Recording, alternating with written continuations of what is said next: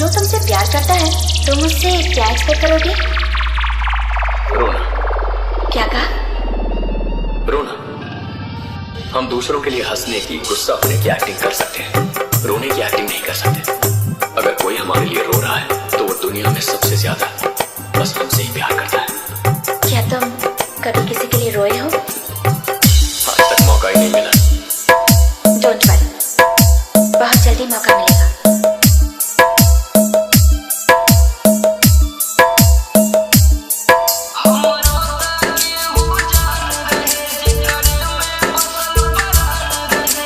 क्या रे सेटिंग किया है?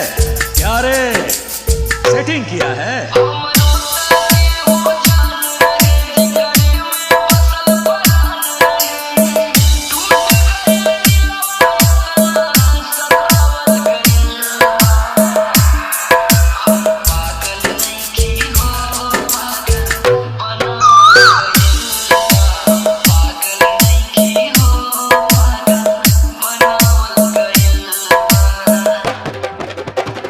प्यार एक तरह का स्टिकर है जो चिपक तो सकता है, लेकिन अगर तुम उसे निकालने की कोशिश करो तो वो उस जगह से निकल तो जाता है पर फिर कहीं नहीं चिपकता, निशान छोड़ जाता है हमेशा हमेशा के लिए।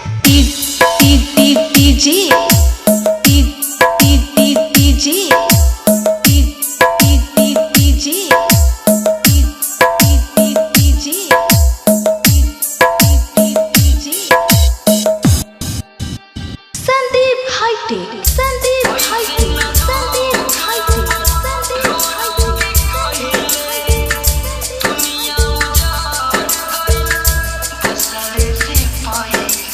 क्या रे सेटिंग किया है?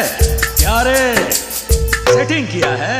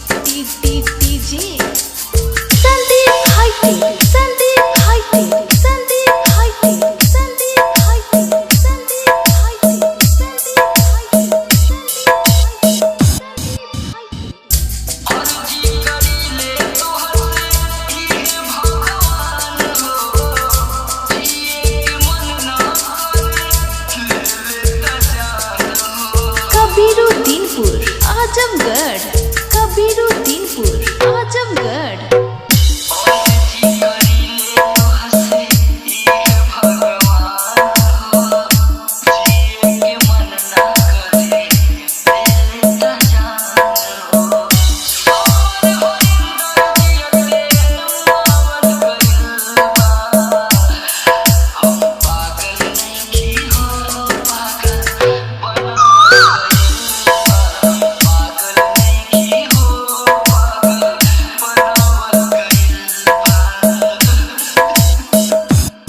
www.azamgarmusic.in